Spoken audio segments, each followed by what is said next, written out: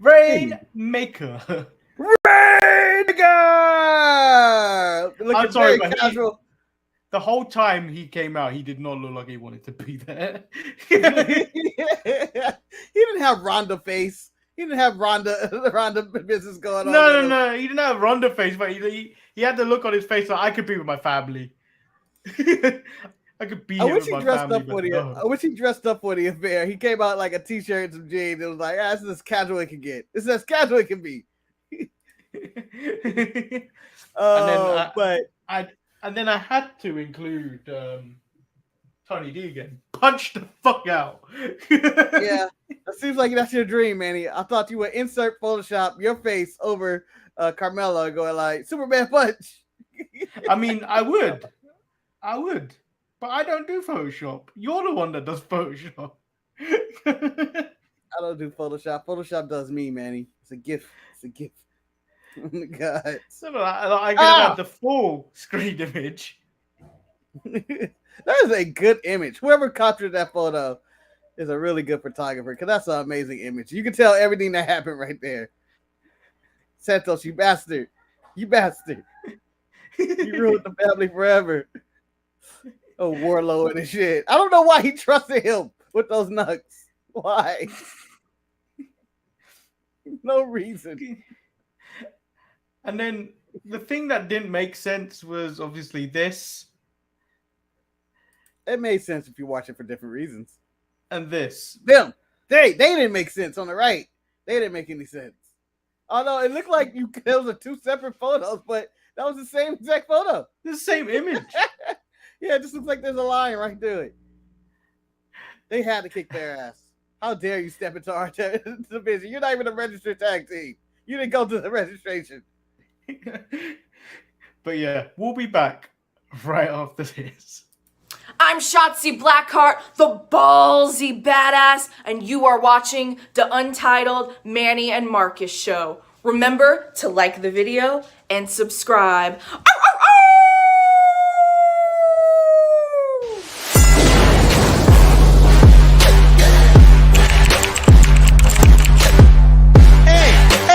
Hey! Oh! Check out the Marcus and Manny show. I hate you both right now. You guys are ridiculous.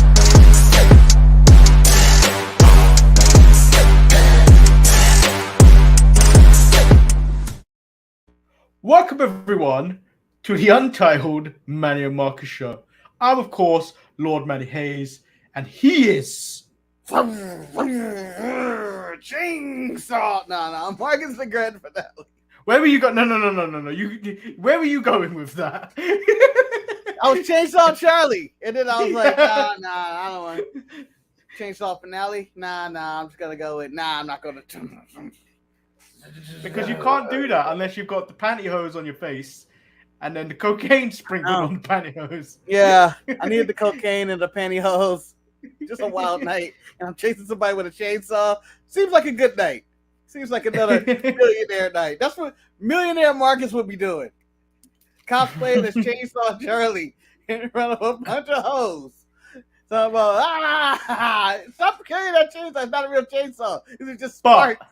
But what would you run? But what? Now that we're in the realm of chainsaws, would you Finn Balor up like he did in London when he came out with the chainsaw at Takeover, where you could come out like a buffalo soldier with a chainsaw, or would you actually go the Chainsaw Charlie route? Because going the Chainsaw Charlie route, you're gonna have to do flips and stuff and break yourself.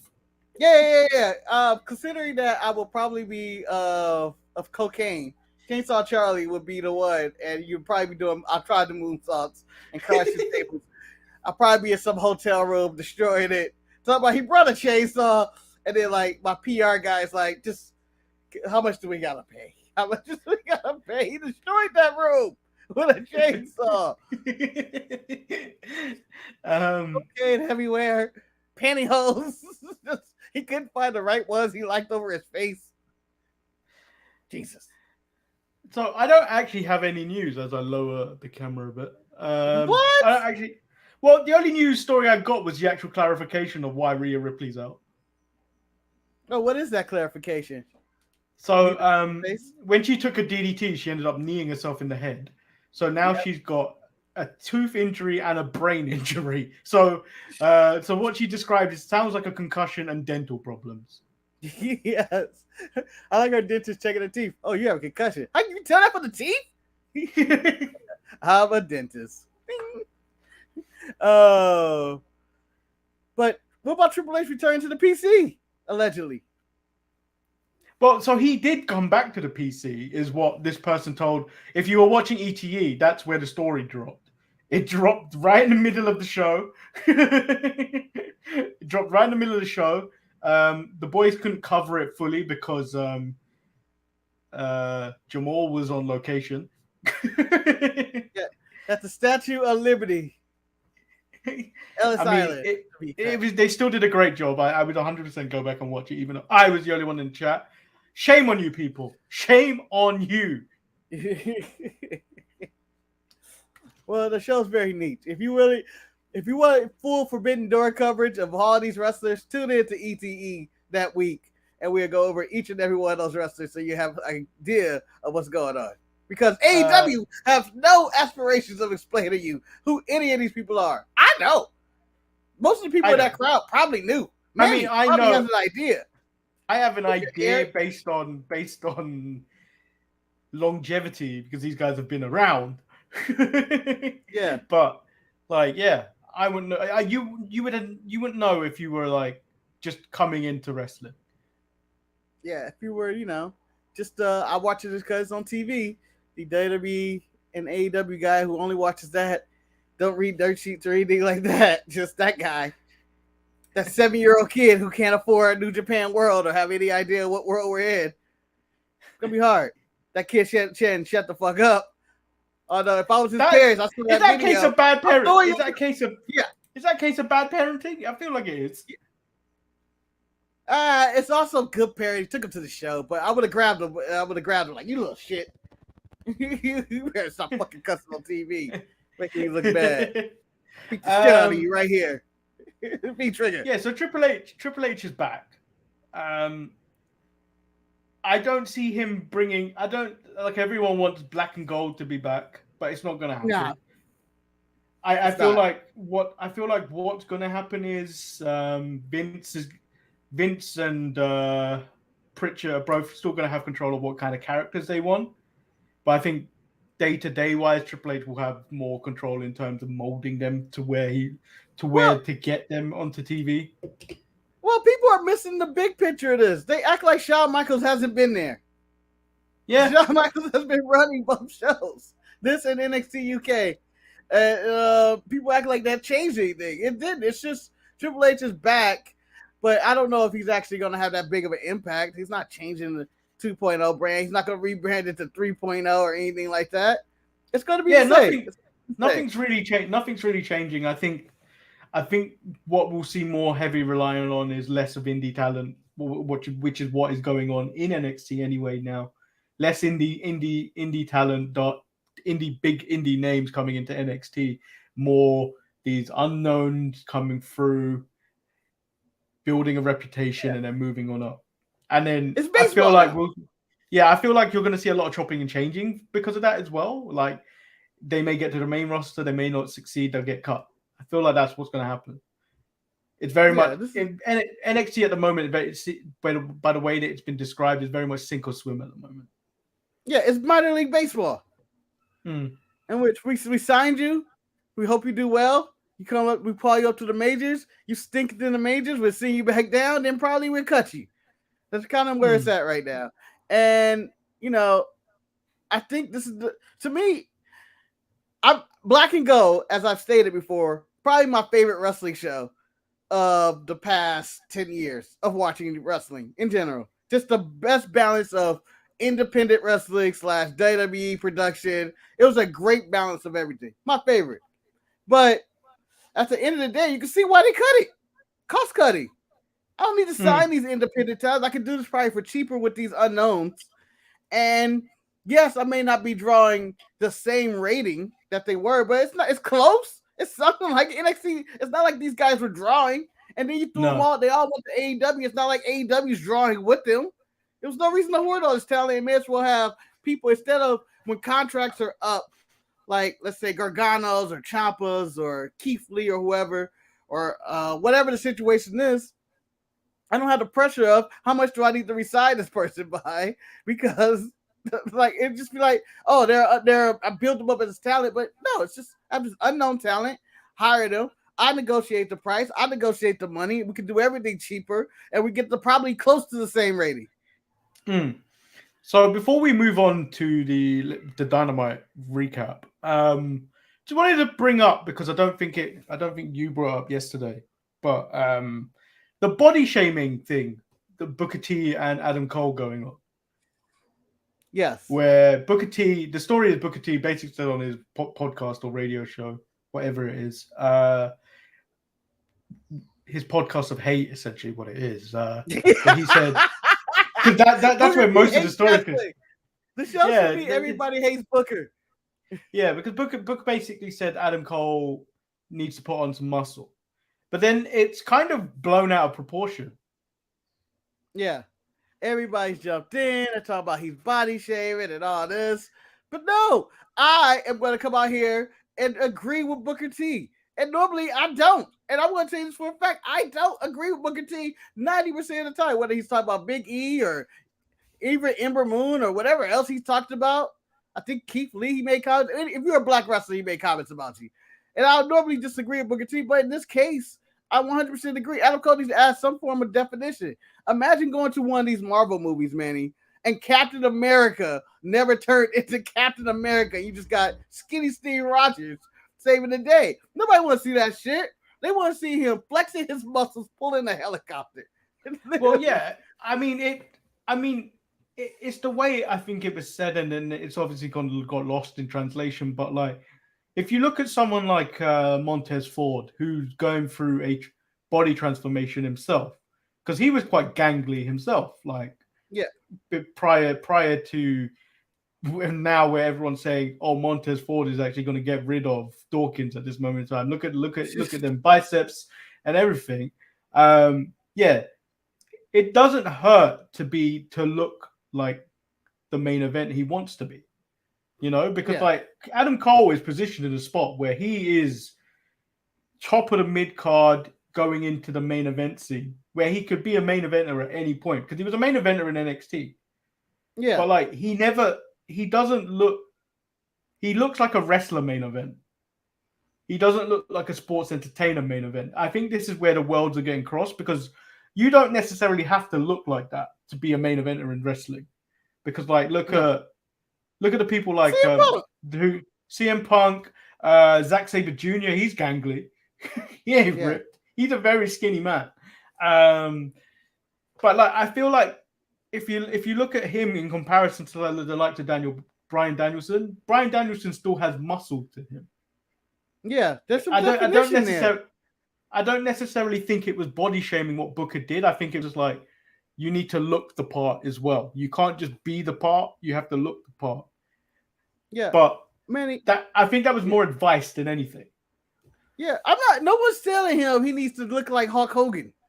Or he needs to be the Ultimate Warrior or Lex Luger or something like that. Just ripped doing the gills or juiced up.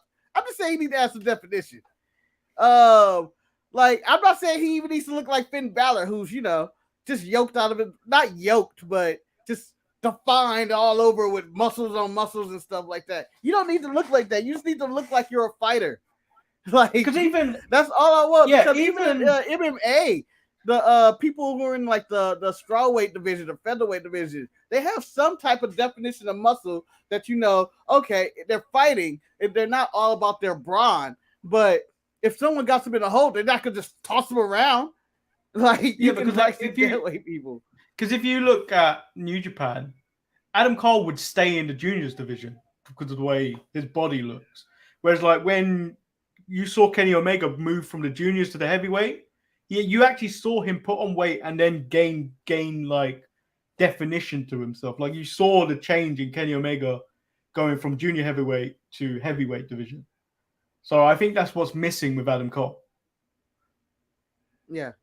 I just want him to work out. I'm not telling him he needs to turn to Walter or Gunther now or Like just get a Ricochet body. Not well. Ricochet is ridiculous too. He has like 8 abs, but Ricochet isn't the most muscled guy in the world, but he has definition where you be like, oh, he could probably handle himself in a fight. Like, technically, wrestling is just live action superheroes, and if I said, oh, this is the superhero that I want, you look like fucking Plastic Man out there wangling your little arms. Yeah. At least he can stretch. But let's move into the AEW Dynamites. So it opens up with Bryan Danielson. As expected, it was announced earlier in the week by Tony Khan that Bryan Danielson will address his status at Forbidden Door and Blood and Guts. And as expected, you knew this was coming. He wasn't cleared. And it's suspected it's a concussion again. It is a concussion, just how the way he described it. The random, I can read 500 words per minute and run 2 miles after. Sounds like a concussion protocol test of some kind. I don't know. Yeah. But I don't understand why why they went this route with Bryan and not the same route with Jeff, because I feel like they should have done the same thing for Jeff. What do you mean? I'm just saying. They should have not cleared Jeff and then made sure he was on the road and all that stuff, because I'm pretty sure he was fucked up before going into that. Oh, you're saying with his concussion and all that. But I think Bryan Danielson is a more serious issue because basically he had to retire because of all this. Concussion. So I think that's why they're more on the hush and trying to keep it lower, because like, damn, he got a concussion. But it just seems like, I don't know, they're handling it right. I just think that it did feel empty. I didn't understand. Like, I got his promo. I felt it. I was like, yeah, all right, cool. But when he was like, oh, I come out the bad guy tunnel and I'm not going to tell you, I'm like, why? So you're a heel? Like, who? I feel like the Blackpool Combat Club are faces, and I guess they're heels. Or he's a heel in that group. So he says he calls himself a judgmental prick. So he has really high standards. He has found the one person he trusts to take his place at Forbidden Door and Blood and Guts, and everyone is going to be astounded by what he does in AEW. And you've already said he has acknowledged that he came out of bad guy tunnel, and he's not going to tell us. Who do you think it is? All right, the easy answer, you would say, oh, it's Cesaro, fits perfect in there. Gargano, he was talking about pro wrestling. He's Johnny Wrestling. You have all these names, but then I'm going to make it simpler. Why not put Wardlow in there? He's an ass kisser. He's a monster. He's a threat. He's a person that gets off on violence. He beat up 20 guys last week. He's not doing nothing at Forbidden Door. I would go Wardlow. So El Luchador has mentioned Gresham. I don't think it should be Gresham. I don't think Gresham needs that, to be honest. Well, I think that they would see it as a disappointment because they haven't established Gresham at all on this show. He showed up once? But many people don't need establishment to be put into a group on this show. But the expectations of the AEW surprise, Gresham would be a disappointment because they're thinking Cesaro, Gargano, and then you get Gresham, who's been there already technically, who is their Ring of Honor heavyweight champion. But that's the problem anyway. Like, for instance, AEW fans now and wrestling fans in general have already set the poster. It's either Cesaro or Gargano. Gargano trends every week. Every Dynamite's on. Every show, every pay-per-view, every Dynamite. So Gargano, everyone's already set their sights way too high. So if it isn't them, they're going to be disappointed. Because I said in the pre-show, I think it's Lee Moriarty, which I think would be a good fit. It would be a good fit, but also another disappointment. Because I think the wrestling fans betrayed with AEW. It's got to be somebody big. And when Bryan Danielson said you're going to be astounded, it builds it up even more. So it has to either be Gargano or Cesaro. But I'm going to just go in the hot take and say, why not Wardlow? Yeah, I think people will get behind him. Levi said, I hope it's Moriarty, but it's going to be a WWE cast-off. It's Cesaro Gargano. It's Cesaro, but it's whether so the question is, did Cesaro lower his asking price, or did Tony actually pay up the big bucks for Cesaro? Yeah, and then the person will be a member of the Blackpool Combat Club as a permanent stay. And those other guys, Moriarty and Gresham, would be great in that group. And then you need somebody that would also help you sell Blood and Guts, who you'll want to see. So I think the only person they could choose really is Cesaro and Gargano. Those are the only ones. What about this But man? it wouldn't make sense for the group. Once he said they're a part of the Blackpool Combat Club, it really limits who you like. Oh, they got to fit in there. I feel Wardlow fits. And then I have a problem with what happened after this. So Zack Sabre Jr. comes out. I know him because I watch Progress Wrestling occasionally. And I know him because he was in the Cruiserweight Classic. Yeah. Who else? I bet you no one outside of the people that watch New Japan and Dynamite know who that is. Like, if you had a casual watching that, watched the Cruiserweight Classic, Manny. I watched the Cruiserweight Classic. So did I, but like, if I didn't know who he was, you'd be like, who is this guy? Yeah, you can't just have someone like what's his name? Man in the Mask. Excalibur tell me who he is while talking over him while he's calling Bryan Danielson a darling all the way about 5,000 times as he was on the ramp. Yeah. This is what I don't understand in general with this. And I feel like it's the main problem with the Forbidden Door pay-per-view. Lack of explanation of why. One, why is all this happening? And two, who are these guys from New Japan? They're getting zero mic time. The only one who's gotten mic time is Jay White. And a lot of stuff he's saying was on New Japan. He basically had a sentence or two this week. They have very talented people coming over, whether it's Shingo or Hiromu. No highlights, whatever. So just mentioned and assume that people know all these people. And they need to take in consideration that New Japan, as in New Japan Strong or New Japan World, it's not the most watched thing in the planet. If it was, they would be number one wrestling promotion in the world. If they were number one, AEW wouldn't exist at this point. Yeah. They are. It seems like they just go, well, we're just going to stay with essentially the base. They know what they're doing. Maybe they'll do their research and all that. But I think they need to, even for the people who are casual friends or the average viewers, like, people or even in the know, I still want more build up for my guys. Like, I feel like Will Ospreay's being done dirty in this company. Why does he have 2 losses? Why? Yeah, so no, but first of all, I had no idea why this match was going ahead. Orange Cassidy and Roppongi Vice versus Will Ospreay and Aussie Open. The match itself was good. And I wouldn't be surprised if Will Ospreay and Orange Cassidy steal the show on Forbidden Door. I wouldn't be surprised. Hey, they're gonna have a solid match. I don't know about stealing the show. And because they did have some form of chemistry in the brief moments them two had together in the ring, but like I'm just like, Will Ospreay is supposed to be this big deal, but you've made him look like a piece of shit who hangs around shit, who's associated with shit. But him, every time he's tagged with the Aussie Open for the 3 times, he's been on AEW TV 3 times in matches. I think it's his 4th appearance on AEW TV in total. He's lost 2 with the association of Aussie Open, and he's 1 on his own.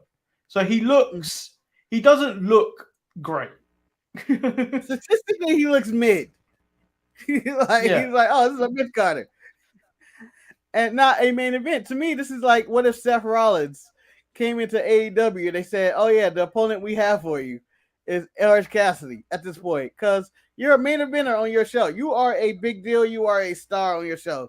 You're number probably top 5 in New Japan, but they treat him as if in AEW as if he's just like, maybe best he can do is Intercontinental title or something like that. It's like he should be treated more as a big deal. I think they should have had a win at least this match on Dynamite. What would it hurt? Yeah, and then can you explain to me? FTR came out at the end of the match, and then I hear that the match is winner takes all with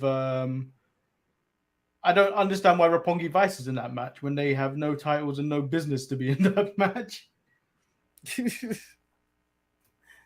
Yeah, I don't know. It just seemed like a match thrown together, to be honest. It's the United Empire, Roppongi Vice, and the FTR. Just seems like a match thrown together. Just seemed like belts are on the line, right? Are there belts on the line? All the belts are on the line. The New Japan tag titles are on the line, and then I think the ROH tag titles are on the line. Spoiler alert, I don't think a single title is changing hands up for in the main event. We've got this. Only Tanahashi is winning. I think Okada gets the IWGP title back, but he get it back? Nah, I think they're gonna say that for a New Japan show. Christian Cage speaks about the betrayal. He said, "You didn't think I was gonna let Jungle Boy eliminate me in the Casino Battle Royal and get away with it? Yeah, it's a little pay." Once he brought up that way, really, that's where we're going all the way back to that Christian. I thought it was gonna be something recent in which he's just not listening to me. These kids these days, I'm trying to give advice they won't. No, he went and he eliminated me out the Battle Royal like 8 years ago. And I'm coming back for you. And, that was like an exact year ago that happened. Was it? Has Christian been there a year already? Has it been a year? Yeah. Christian went to AEW short before WrestleMania, didn't he? Wasn't it right after the Rumble or something? Was that this year or last year? Last year. I can't even remember. Damn, he has been there a while then. He's been outworking everybody for that long. But I enjoyed it. It was just good old-fashioned healing right here. Just good old-fashioned healing. Just talking shit. Talking about I'm here for the money. Fuck everything else. Your mother wants me. She wants me to be your dad. But news for you. I don't want to be your dad. I don't want to be your dad because your dad's dead. Because you have a dad and he's dead. Oh, he said it with conviction. Whereas, like, when it happened in WWE, when Paige did it to Charlotte's brother, and when Randy did it to Ray, Eddie, yeah, that you could feel there being like, I didn't really want to say that. Like, Christian committed to what he was saying. No, he was like 100%. Well, he ain't trying to be your daddy. I ain't trying to be your stepdaddy. I ain't trying to raise you, Jungle Boy. I'm not trying to raise you. Which is why I'm wearing this shirt today. Because Heel Christian's the best Christian. Yeah, because Heel Christian's the best Christian. Let's be honest. Face Christian has never did anything for nobody. Heel Christian is the best. He's great. And this is the one you got in the TNA days. This is the only give me one more match Christian. This is the whine and crybaby Christian from his early WWE days. This is the Christian I like. When he's just petty and he's talking shit. He's this disgruntled old man. I enjoyed Christian against Randy Orton was one of his best feuds. Yes. It was the last great Christian feud, and I guess this will be the final great Christian feud if they pull this off, even though it may get convoluted with the Luchasaurus thing at the end. Because that didn't make sense. That didn't make no sense. You're hurting me. You're hurting me. Hurting me. I've been meaning to call you, big man. I've been meaning to call you. Remember Marco? Remember when he did the Marco? And then once he says that, I'm like, yeah, Jungle Boy probably had this shit coming. Fuck him. He's a piece of trash. He didn't save Marco's stunt. He let him take him. And then we get Penta Oscuro, the man with many names, versus Malachi Black. The match was really good. The Black KO'd Penta with the Black Mass win. Before we go further with this, shout out to Alex for not overdoing it anymore. Thank God. Wait. No more cloaks, no more paint, no more any of that. Back to just being Alex, okay? Thank you. And then after the match, Miro appeared on the screen. All I wanted was my gold. Was my God, my gold, and my gorgeous wife. I will walk through the forbidden door, drag all the bastards and the pagans, and redeem them all. Yes. That's not my favorite line. I really wish they put more time into him because he is the best character. He is outside of Christian this week, where he went full, where he chose the route of violence. Miro has been choosing violence since he got there. Yeah, and the fact that my favorite line from Miro was, "I'm gonna send you to meet your maker." And when you tell that coward, when you get there, tell that coward I don't need him or something. I forget what he says. He's told tell that coward, and I was like, yes. He reminds me of Schwarzenegger, and I don't know why. Like all the Schwarzenegger one-liners, and it's just because Miro's so good at what he does. Miro is so good at what he does. Yeah, I really enjoy the Miro character. It's just great, guys. I guess no longer Forbidden Champion. I don't even know what he is anymore. But he hates his god. Hangman versus Silas Young. Again, I had no idea who Silas Young was. I had to look him up. I was like, oh, he was in Ring of Honor. Yep, no explanation again on who random people are on the show. I know who Silas Young is, the last real man. What about if he's the last real man? I fear for mankind. Well, he's a throwback Manny. That's the whole thing. He's a man with a mustache and a burly chest, and he probably smokes cigarettes and hits women and shit you can't come on AEW with that gimmick when that guy exists as well. His name is the Butcher. Yeah, but I would like, just give me a little box of them saying, "Hi, I'm Silas Young." Nah, that wouldn't work. That would not work. No, I thought it was ridiculous. Just give me a little box or a promo of what this man's about. Why is he the last real man? What does he do? Like, just give people mic time and highlight him. Silas Young was someone's dirty uncle. Yeah, it's similar to when JR used to say the Butcher has prison tattoos. Yeah, I'm sure he got those in prison and stuff. We get no update on who these people are, and I wish Dynamite or AEW in general would just explain them. I know it's designed for the hardcore fan, but even the hardcore fan has limits. Even they have limits. They're gonna pull out somebody and they'll be like, "What the fuck? I don't even know what this is." This person wrestled in the deepest parts of Guadalajara, China. The deepest parts of wrestling. Like, just prepare for the future of when you want to have somebody completely out of nowhere. Yeah, and then no one's gonna care about this match, really. It was decent. But we largely forgot because of what happened afterwards. It became a 2-on-1 beatdown on Hangman by Jay White and Adam Cole before we got any clarification who Jay White was going to be facing. Although he did make sure it wasn't going to be Cole because he said he lost the page twice. Well, he said he wouldn't fight nobody. And then which brought out Okada making his first AEW appearance, who then cleared the ring but looked lost at the same time. The man looked lost, as so did Tanahashi. Both of them looked lost in an AEW ring. Yeah, so I don't even know what I'm gonna say. I blanked out on what I was gonna say. Manny, move on. I remember. Damn it. I had something I was gonna say, and I kind of want to skip the chat. I kind of want to skip the next thing. Tony Storm versus the Librarian Marina Shafir. Or the problem. All right, so what's the deal? What is the deal with TK and putting Marina Shafir out there every week? Put Marina Shafir on Rampage. Do not put her on Dynamite. No one reacts to Marina Shafir. It's silent. I don't understand. They have other women on their roster. And then I don't know when the Nyla Rose and Marina Shafir team up happened. When did they start being buddies? I'm assuming Dog, because that did not happen on Rampage. I'm thinking like, when did this team up happen? Has this always been a thing? Yeah, that has to be a event on Dark or Elevation, because that did not happen on Rampage in the space of time where Marina Shafir faced off against Thunder Rosa. And then this Thunder Rosa versus Toni Storm match happening at Forbidden Door, the only female match happening, women's match happening. The hype isn't there for me. And then Thunder Rosa continues to get shorted on time.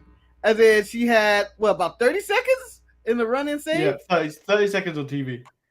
How is that building up their match? They have not interacted. They have not cut promos against each other. They have not said anything, neither side. And it's just like, oh, we have a match.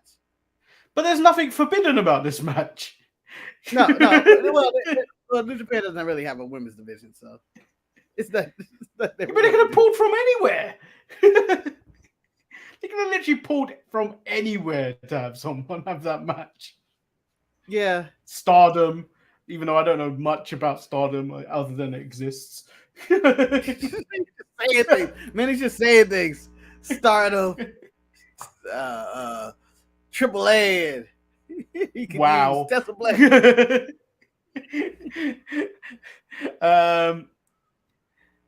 the recurring theme is that Marina Shafir is the problem. This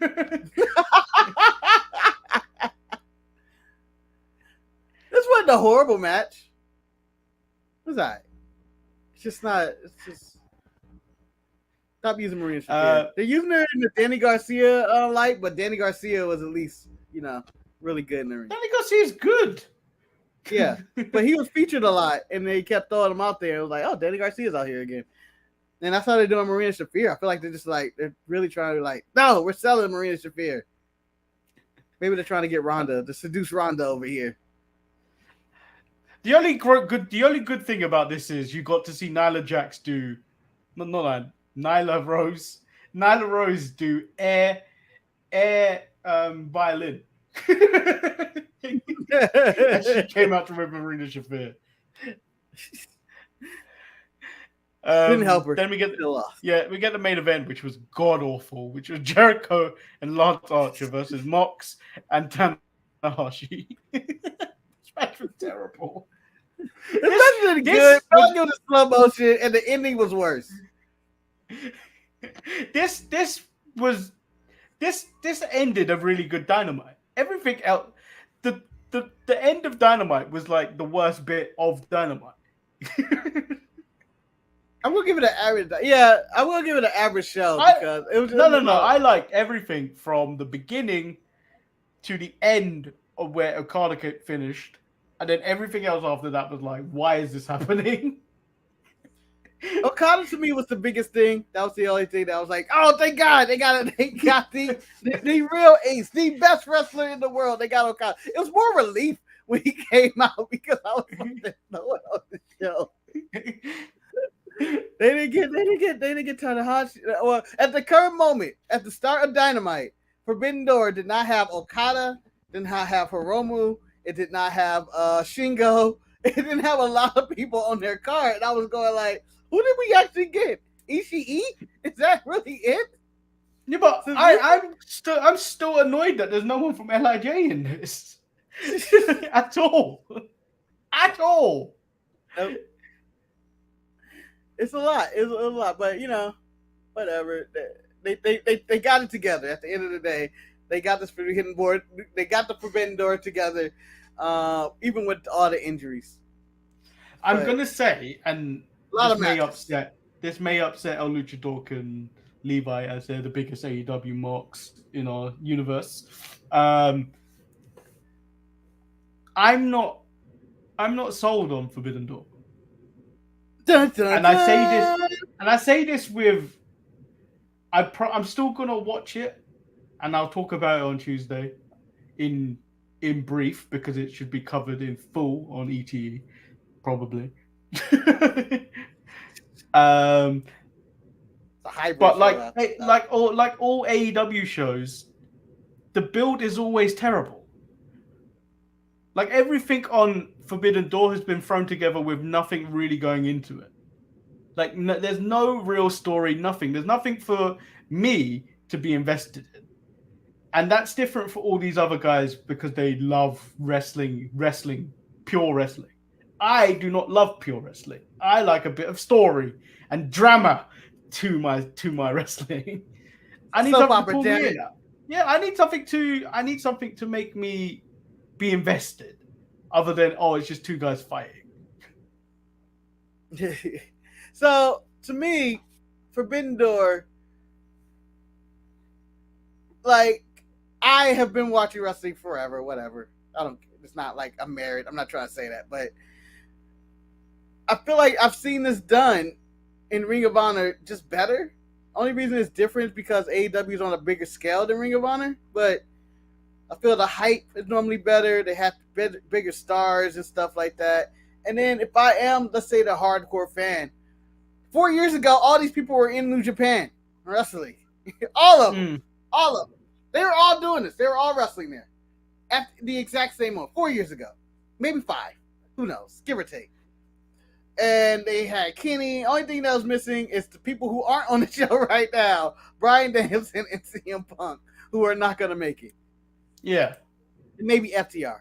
But 5 years ago, we kind of got all this. And I think that's where some of the interest is. There's no stakes on the line. I don't think there's going to be any title changes that are going to be like, oh, shit, they did that. I don't think FTR is winning the New Japan Tag Team titles. I have a feeling they might.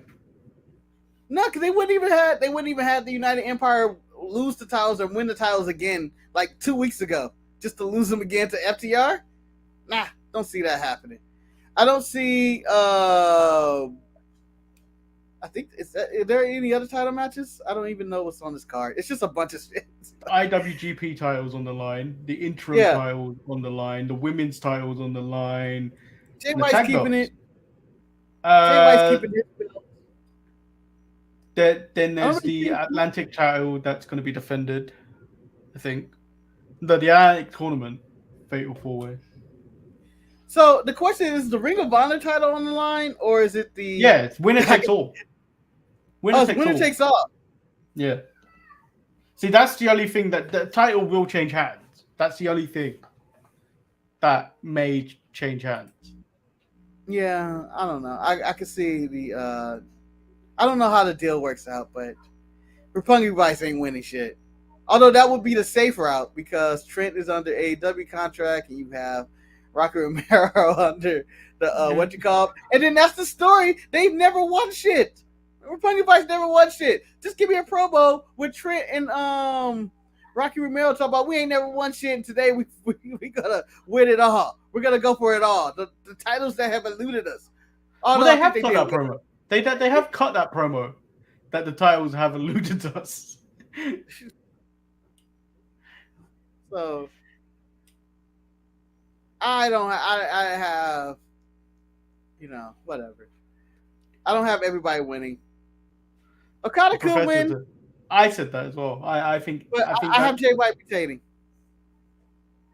If I'm New Japan, why am I changing shit up? Why would I even have Okada lose the title at this point? I have Jay White retaining his title, and then I have the only big shocker is Tanahashi winning the Inter of AEW title, so we can get Tanahashi versus Punk.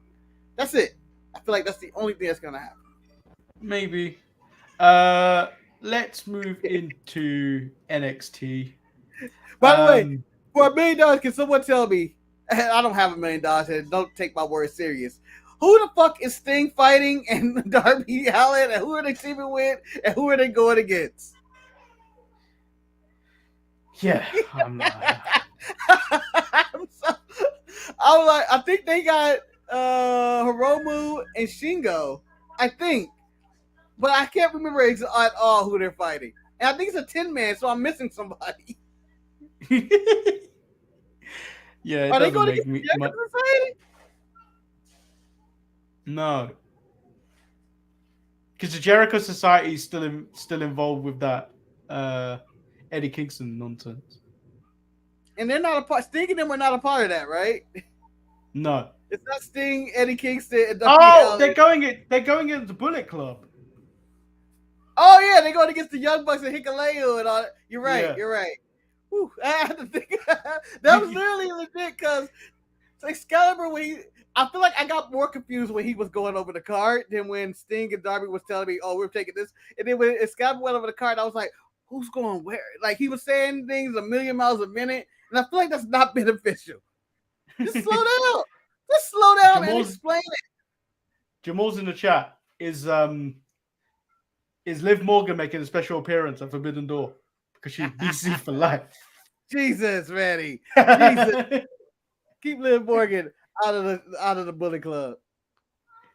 Yeah, so let's fully move on to NXT. Which There it is. Had a hard time remembering that. Honestly, it's just it was so many names just thrown out, and you just got it all mixed up. And I knew all these people are on the show. I just don't like. Where are we? Where's the card? 700 matches. Yeah. So the show starts off with Solo Sikoa versus Grayson Waller. Waller wins after Sikoa runs into an exposed turnbuckle, leading to the cutter finish, and then Sikoa loses another big match. This guy talks the talk, but never walks the walk. What kind of Uso is he?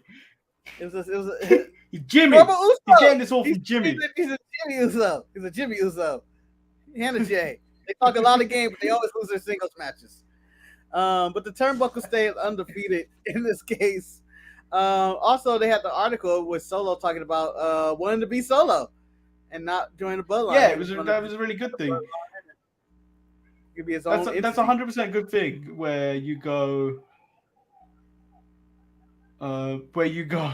Ross's text just completely distracted what I was saying. Where you go. It would be easy to put him with his family, but he wanted to see what he could do. And I think Creative wanted to see what he could do on his own. Which I feel like is the case where you don't. It's the same thing with Bron Breakker not having the Bron Steiner name to him. Because you want to see how far he could go. He could be bigger than the Steiners. You don't have to keep mentioning the Steiners. Well, that's the projection. I think that the NXT 2.0 leadership or WWE people is that he's going to be the next guy as he was touring with the main roster and stuff like that. They plan on him being bigger than Steiners, but he has to develop a personality. Yeah. I know you're reading text right now, Manny. You want me to move on to the next segment? So Jordan Devlin gets a new name. Well, it's an abbreviation of his first name, which is JD, and then McDonough. I can't pronounce how it's going to be pronounced because that sounds very Irish. JD McDonald. McDonough. I'm saying McDonough. Yeah, McDonough? Nikita Lyons. I don't know. McDonough. Matt Cardona. Dunna. Nikita Lyons. Nikita Lyons returns next week. Joe Gacy's told the Dyad that their success last week would find them would be sweeter than any gold they won before. When he said any gold they won before, that implies that they were tag team champions at some point. And I have no idea who made it. Actually, I think I know who this might be. Oh, go ahead. Gibson. Gibson and I can't remember the other guy's name. The Grizzled Young Vets. Oh, shit. Yeah, I think it could be the Grizzled Young Vets. But they haven't won gold other than the NXT title, NXT UK titles. That counts. Which, spoiler alert, we got new NXT UK Tag Team Champions. Yeah. Spoiler. Yeah, I know. Briggs and Jensen. The titles have never fallen so far off the grid. That hurt. That hurt. I read that and I went, dear God, why? But I didn't even consider the Grizzled Young Vets. I forgot all about them. You are 100% right. They fell off and they haven't been released. Yeah, the Diaz moved pretty good, and it felt like, yeah. That's good for them. Good for them. Yeah. That's a good set. I like that set. We get the KC Express versus the Bird Lady and Friend, or Sanga's Ladies. The match was fine, I guess. Were they Sanga's Ladies? I don't know what they look like without the feathers, Manny. I'll be honest. Delete the image. Yeah, they were Sanga's women. KC Express, best tag team in all wrestling. Wesley talked about his pain and he needs to prove himself. Trick Williams interrupted to mock him for his leaving his tag partner and refused a match with him. I'm gonna do like everybody else in your life and leave. Trick, you son of a bitch. Wesley was out there crying and an emotional, kind of heartfelt promo, which I thought was really good. He has good mic skills. He has in-ring ability. And, Wesley may make it in this world. He may make it. I don't know if he's going to make it. I don't think he's going to make it. Vince is going to take one look at him and go, no. That's why he ain't in charge no more. Steph's gonna be like, yes, boy. Where are they? Where the hell are they? They lost 1 week, and these are the tape shows, so they're gonna probably be back on the next week's show when they're back live. In a pre-taped interview, Tiffany Stratton called Wendy Chu tragic and promised to put her to sleep for good. Damon Kemp and Roderick Strong versus Joaquin Wilde and Cruz del Toro. The match was a good one, although 2 Dimes deserves to have been released anyway, because the replay shows him clearly looking directly at Del Toro running towards him and then clipping him with a crowbar. The fool! The fool. He set him up, and then he was bad, and he's terrible. He's terrible. I was watching this, and then Aaron called me randomly. He said, I put on NXT. He's like, when does these tape shows go in? I need 2 Dimes released. I need him to be gone for the crew. 100% agree. I think you're right. When you picked your future star, I think Damon Kemp could be a future star. I think he's got all the makings of someone that can really go. And I think I think he's way ahead of his brother already. And I think he may be bigger. We don't know what his brother's doing. Yeah. We don't know what his brother's doing. Giovanni Vinci said he sent a message in style last week and he's interrupted by Ikemen Jiro. He said, you may have style, but do you have style strong? Oh, you got to kick his ass. He's back. I love Ikemen Jiro. Ikemen Jiro comes out. Jiro comes out at all the wrong times. The fact that Kushida showed up on New Japan, I was so happy to see him. And I was like, damn, they really made me hate Kushida with this jacket time shit. Now I can just hate Ikemen Jiro by himself. I'm really happy about this. And I can't wait for him to get the business for Giovanni Vinci, who I still like. It just needs a new entrance. Bang. Nailed it. Yeah. Apollo Crews is just looking to be arrested. What is he doing in Florida acting like this? In Florida, Apollo, you're going to get shot. I'm already setting up your funeral plans. I'm talking to your mama to talk about, can you get Apollo out these streets? What is his character? What is his character at this moment in time? Is he Luke Cage? He's Luke Cage. I think he's Luke Cage, but I don't understand why he has a diary and then writing into his diary and then reading his diary as he walks down the street and being, you don't want to go down there. Those boys are dangerous. I mean, I would, if he walked down that wrong alley, he may get shot. He just bang right there. And he's gonna interfere or something. He don't know what's going on. He don't know what's going on. He's protecting the pedophile or something. Like that dude. He touched my sister. Oh, we're beating his ass. I have a feeling I know where this is leading. I'm guessing Tony D is gonna get another boy. And then they're going to be jumping someone, and then Apollo is going to get in the way, and then this is going to lead to Apollo versus Tony D. I have a feeling this is where it's going. It could, but I don't know. Yay or nay to him being Nigerian or him being Luke Cage? Which one do you prefer? He's not Nigerian anymore.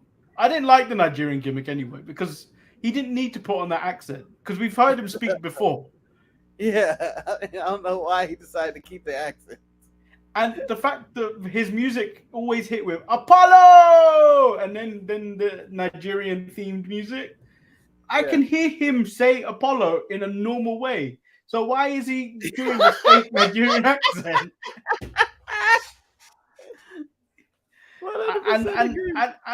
And I'm all over this show in the past hating this Nigerian accent.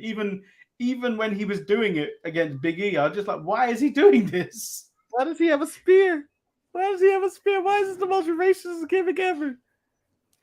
But I was surprised at least it gave him some type of personality. Yeah, he's got something now. But I don't know where this is leading. It's not going anywhere. What's he saving? He's gonna be Nikki ASS or Apollo ASS. H. Then we get Toxic Attraction, Cora Jade, and the Casey Express segment. This segment felt like it went on for way too long. I say this, and I had it at times too as well. And it felt like Roxanne Perez took an hour to tell everyone that she's going for the tag team titles. So, what? Toxic Attraction, nobody was dressed to compete or do any type of violence tonight. And then their outfits would have been exposed. But when Roxanne Perez said, I'm going for the tag team titles, I went, you stupid. Yeah, I did that. But then I don't understand because next week, because the KC Express came out and was like, nah, you need to get in line, bitches. You're not a registered tag team. You don't have, you're not registered. And then they said they ain't done. Kate and the line starts behind them. Cora says that we saw you were done in your house. You look pretty done. Which I thought burn. But I thought Roxanne Perez had a contract to go for any title she wanted. But now next week, these two are in a qualifier matchup. So is her contract null and void, or is she keeping that for Mandy? Yeah, she probably keep up. I believe the tag team division, Manny, shocking, is not deep. The women's tag team division is not deep. And we're going to see Johnny Saint, who probably is commissioner of NXT 2.0. I'm just going to bring up random names. That man barely shows up for work. He's on Jack Tunney status. So I'm assuming that Johnny Saint said, hey, if you wanted a tag team number one contenders match, we can do that. You don't have to waste your contract. Save you the money. You can go for both. You can go for both. If you want to be in the tag division, go ahead. And that's how it went. I just feel like that's where we're at with that. You don't have to fight nobody for this. And then we get there ain't no line for the tag team titles. There's only one tag team. Then we get Cameron Grimes versus Edris Enofe. This match was too short. I felt like down the line these two could have an even better match, but for what they gave for however long it was a really good match. Enofe misses a 450 splash, and then Grimes plants him with an Uranagi, and then the cave in to win. I just discovered the latest list of Janetti's and going up, and maybe Dawkins' new tag partner. Malik Blade is Dawkins' new tag partner. As Idris can go solo and doesn't need it. He has all the personality. He has all the athleticism. The dude looks like $1 gazillion. It's just ridiculous shape. And I was like, oh, this is a really good match. And it had no reason to be this good as it was. So shout out to Idris Enofe and Cameron Grimes in a really good match. And then Breaker congratulated Grimes in the back, and then Grimes promised he would beat the champion at the Great American Bash, which I think Breaker's now competing with Thunder Rosa for amount of time on TV. They're keeping their stats. Well, I think Breaker got her, because Breaker would have those random come to the ring, talk to Jesus moments where it's like, I'm winning this, and then somebody interrupt him. Yeah, but this week Thunder Rosa hasn't beat. This week Thunder Rosa hasn't beat. Thunder Rosa scurried. This week, she scurried out there, and then we got about 1 minute and 10 seconds of TV time. Good morning / evening. My coworkers have beaten the energy out of me this morning. Ugh. So what I have is Hulk Hogan. What are you doing in your IT department, huh? You're beating all the energy out of me, baby.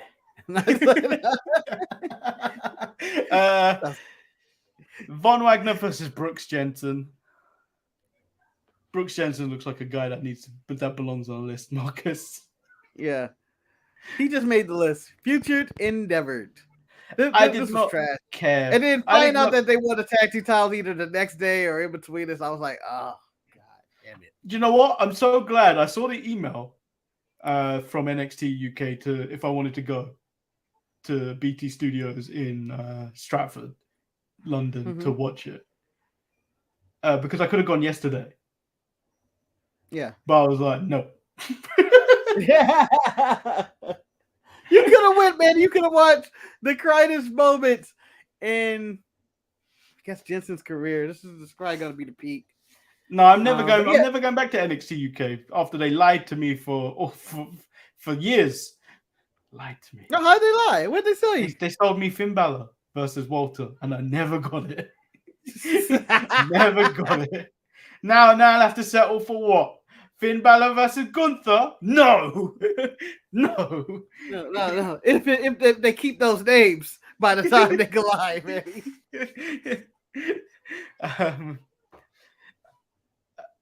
Then thing is, we went from trash to more trash, where it's Alba Fire versus Lash Legend. This is terrible. I won't say it was terrible. I would give this match a better grade than the previous match. No, I'd give him the same. I'd give him the same grade. No,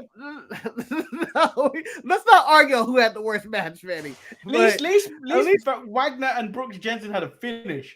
This Lash Legend resorted to violence with a baseball bat that had previously been on fire. I'm going to tell you this, Manny. If you bring a flaming baseball bat to me and you come out to the ring and we're about to have a fight, I'm going to use that flaming baseball bat on you, because how dare you threaten me with a baseball bat? This match was terrible. But then we were saved by Tony D versus Carmelo Hayes. I'm just gonna clip that myself, where Manny was saved by Tony D, his favorite wrestler. Yeah, good luck using it. Every time you upload it, I'll delete it. Every time we do an episode, I was saved by Tony D. Tony D'Angelo versus Carmelo Hayes for the NXT North American title. Really good match. Yep, good drama. Yeah, Santos slides the Nux past Tony D towards Melo, who nails him with it. Can I say Santos is the best wrestler on fully formed character on NXT 2.0?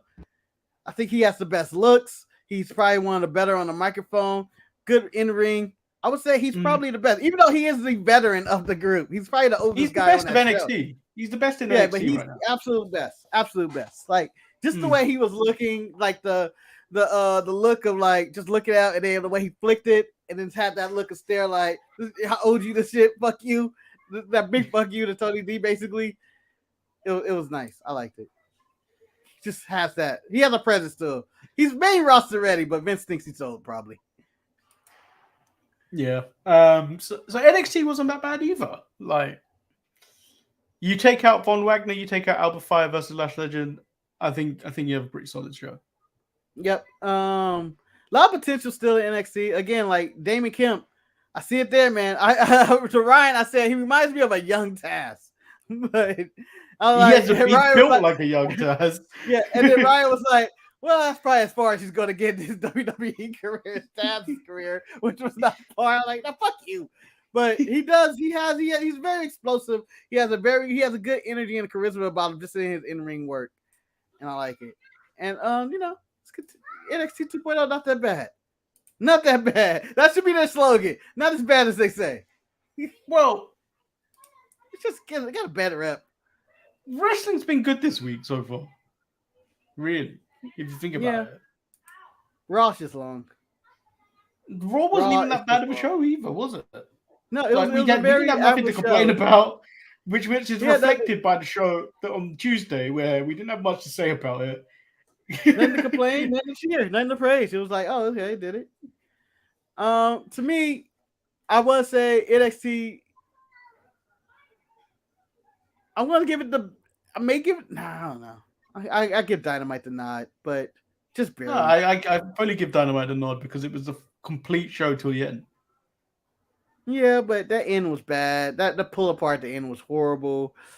Yeah, I had no idea. It was very repetitive. It was moving so fast. I had no idea who half the people that came out were. Yeah, and it was very repetitive. Like it was like after a match, attack, someone runs in, make the save. After the match, attack. Tony got to become more creative with some of the stuff he's doing. Yeah, 100%. So we do have a question from Chris Gardner on the Facebooks. Hey. So he asks, how long do you think it's going to take before Triple H puts his fingerprints all back over NXT and make it seem more like his own instead of Bruce Pritchard? I don't think you're going to see that. I think we've already mentioned it before. I think it's going to stay the same, and it's just going to be like a mixture, like a hybrid of what the higher ups want, and then Triple H's old black and gold kind of stuff booking. Yeah, but I think we're already in that stage. The only difference between NXT Black and Gold and 2.0 is that 2.0 is going for the more outlandish and colorful characters. As in NXT Black and Gold was these guys are just normal people, basically. Other than Finn Balor, who was a demon. And I guess Boa and whatever was going on in that scenario. But it's still the same show. The mic work is still the same. They're still developing young talent. It's the same. It's the same show. Essentially, the way it's put together, it's still more match heavy than Raw and SmackDown. It's the exact same show. You're just not used to the talent. You don't know it's not a Ring of Honor / indie guys. It's just more just the WWE homegrown guys doing the NXT way. It's the same show. Shawn Michaels still runs the show. It's just overseen by Pritchard. Yeah. So that's the end of today's show, unless you've got anything else you want to add. No. Are we advertising tomorrow's watch along, or is it up in the air? We may have to discuss that now because Ross can't actually make it tomorrow. Is what that text message is. No, I knew it. I knew it. So the King of the Ring watch along may or may not happen now. Which means we'll be back on Saturday for the Sharpshooter Wrestling Podcast. Roy's Retro is back out at its normal time. I can't remember what episode that is, but it left its normal time. I didn't even know it switched times. What, it got preempted by the Stanley Cup or what? No, it comes out early. It doesn't come out. It doesn't come out like the regular videos we do. Oh, okay. It's a doozy. Kane speaks for the first time, and you get to watch Marcus do questionable. You get to watch Marcus do questionable things. So I would highly recommend watching this episode. You know what you did. Kinda. I think I know what I did. You 100% know what you did. Oh, I know what I did. I know what I did. But he didn't only do it once, he did it multiple times. Someone had to.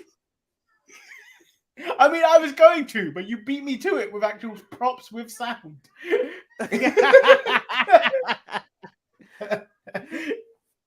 So yeah, watch Roy's Retro tomorrow. It's a good one. And then check us out on Saturday as we get Eric's takes of the views of wrestling this week. And we recap SmackDown and possibly Rampage. Yeah, for sure. Eric has no idea who 90% of these New Japan guys are. So the casual look into what happened on Dynamite this week will be interesting. And I'm sure it's going to be pure fuel and hate. Although he knows Okada. You can watch him butcher names. Yep.